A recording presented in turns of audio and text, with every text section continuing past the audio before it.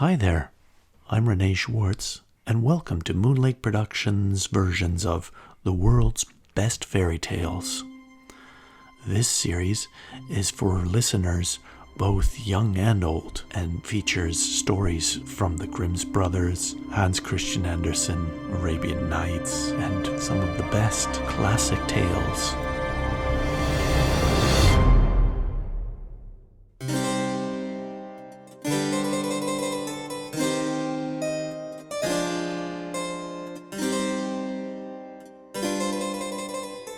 The Goose Girl by Jakob and Wilhelm Grimm. Once upon a time, there was an old queen who had a beautiful daughter. When she grew up, she was betrothed to a prince who lived a great way off. Now when the time drew near for the princess to be married and to depart into the foreign kingdom, her old mother gave her much costly baggage and many ornaments, gold and silver, trinkets and knickknacks, and in fact, everything belonging to a royal trousseau, for she loved her daughter dearly. The queen also sent a waiting maid, who was to ride with the princess and hand her over to the bridegroom, and she provided each of them with a horse for the journey. Now the princess' horse, which was called Falada, was able to speak. When the hour for departure grew near, the old mother went to her bedroom and, taking a small knife, she cut her fingers till they bled. Then she held a white cloth under them, and letting 3 drops of blood fall into it, she gave it to her daughter, saying, "Dear child, take great care of this cloth. It may be of use to you on the journey." So they took a sad farewell of each other. The princess put the cloth in front of her dress, mounted her horse, and set forth on the journey to her bridegroom's kingdom. After they had ridden for about an hour, the princess became thirsty and said to her waiting maid, "Please, dismount and fetch me some water in my golden cup from yonder stream. I would like a drink." "If you are thirsty," said the maid, "dismount yourself and lie down by the water and drink. I do not mean to be your servant any longer." The princess was so thirsty that she got down and bent over the stream, for the golden goblet had not been brought to her. As she drank, she murmured, "Oh, heaven, what am I to do?" And the 3 drops of blood replied, "If your mother only knew, her heart would surely break in 2. But the princess was meek and said nothing about her maid's rude behavior, and quietly mounted her horse again. They rode on their way for several miles, but the day was hot, and the sun's rays beat fiercely on them. The princess was soon overcome by thirst again, and as they passed another brook, she called out once more to her waiting maid, "Pray, get me a drink in my golden cup." For she had long ago forgotten her maid's rude words. But the waiting maid answered her mistress more haughtily even than before. "If you want a drink, you can dismount and get it. I do not mean to be your servant." Then the princess was compelled by her thirst to dismount. Bending over the flowing water, she cried, "Oh, heaven, what am I to do?" And the 3 drops of blood replied, "If your mother only knew, her heart would surely break in 2. And so she drank, leaning over the water. The cloth containing the 3 drops of blood fell from her bosom and floated down the stream. In her anxiety, the princess never even noticed her loss, but the waiting maid had observed it with delight. She knew now that she could do as she wished with the bride, for in losing the drops of blood, the princess had become weak and powerless. When the princess wished to get on her horse again, the waiting maid called out, "I mean to ride Falada. You must mount my beast." And to this, too, the princess had to submit. Then the waiting maid commanded her harshly to take off her royal robes and to put on her common ones. And finally, she made her swear by heaven not to say a word about the matter when they reached the palace. If she did not do so, she would be killed on the spot. And Falada observed everything and took it all to heart. The waiting maid now mounted Falada, and the real bride the other horse. And so they continued their journey till at length they arrived at the palace. There was great rejoicing over the arrival, and the prince sprang forward to meet them. Thinking that the waiting maid was his bride, he lifted her down from her horse and led her upstairs to the royal chamber. In the meantime, the real princess was left standing below in the courtyard. The old king, who was looking out of his window, beheld her in this plight, and it struck him how sweet and gentle and even beautiful she looked. He went at once to the royal chamber and asked the false bride who it was she had brought with her and left standing in the courtyard below. "Oh," replied the bride, "I brought her with me to keep me company on the journey. Give the girl something to do that she might not be idle." But the old king had no work for her, and could not think of anything, so he said, "I have a small boy who looks after the geese. She had better help him." The youth's name was Curdken, and the real bride was made to assist him in herding geese. Soon after this, the false bride said to the prince, "Dearest bridegroom, I pray you, grant me a favor." He answered, "That I will." "Then have the horse I rode here killed, because it behaved very badly on the journey." But the truth was that she was afraid lest the horse should speak and tell how she had treated the princess. Then the news came to the ears of the real princess. She went to the slaughterer and secretly promised him a piece of gold if he would do something for her.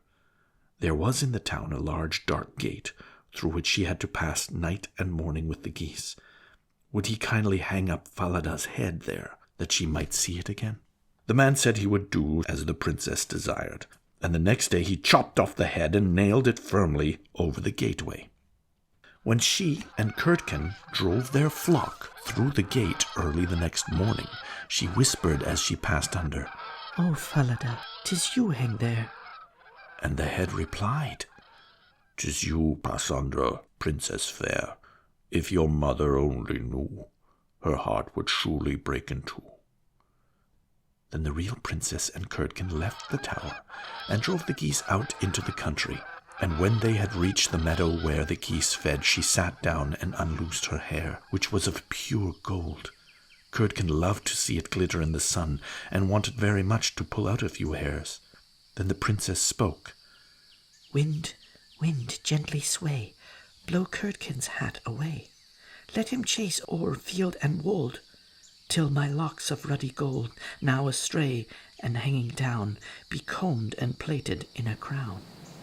A gust of wind blew Curdken's hat away, and he had to chase it over hill and dale, and when he returned from the pursuit she had finished combing and curling her hair, and his chance of getting a lock was gone. Curdken was very angry, and would not speak to her. They herded the geese in silence till evening, and then went home.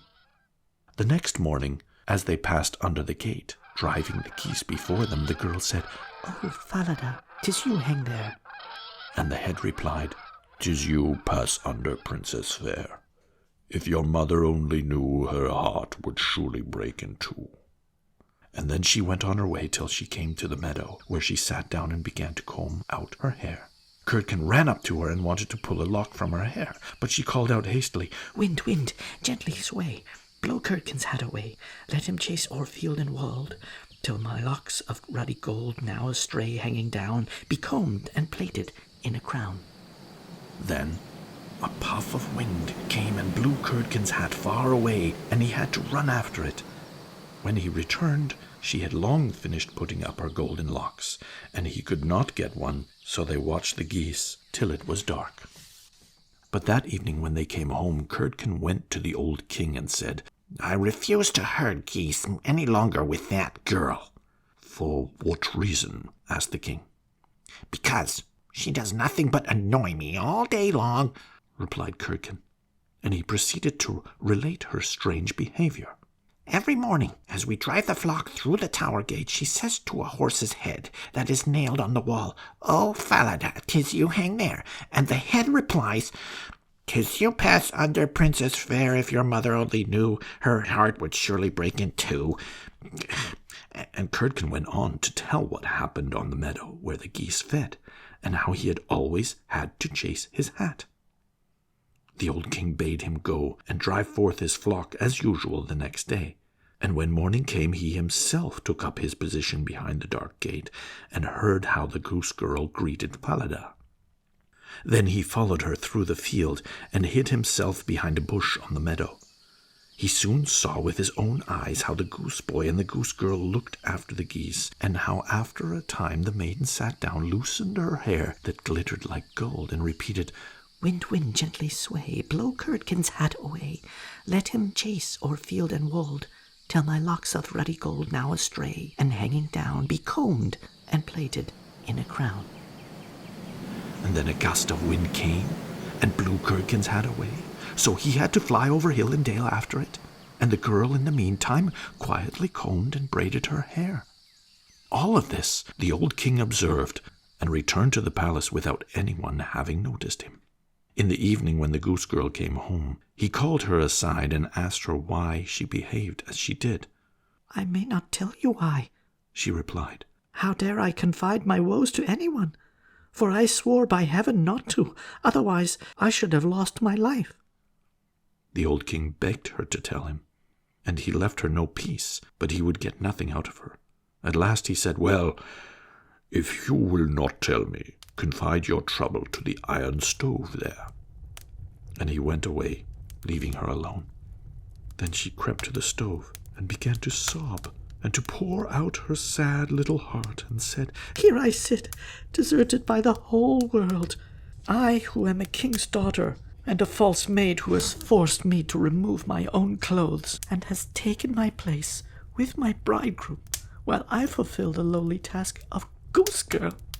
If my mother only knew, her heart would surely break in two." But the old king stood outside at the stove chimney and listened to her words.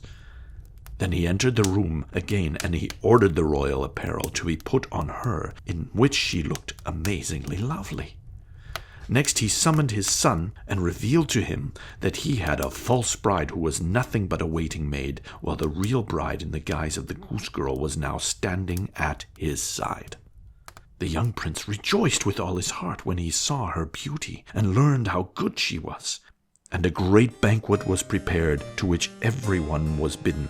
The bridegroom sat at the head of the table, the real princess on one side of him, and the waiting maid on the other. The waiting maid was so dazzled she did not recognize the princess in her glittering garments. When they had eaten and were merry, the king asked the false bride to solve a problem for him. "What," said he, "should be done to a certain person who has deceived everyone?" And he proceeded to relate the whole story, ending up with, "Now, what sentence should be passed?" Then the false bride answered, "She deserves to be put naked into a barrel lined with sharp nails, which should be dragged by 2 white horses up and down the street till she is dead." "You are the person," said the king, "and you have passed sentence on yourself, and even so it shall be done to you." The young prince was married to the real bride, and both reigned over the kingdom in peace and happiness.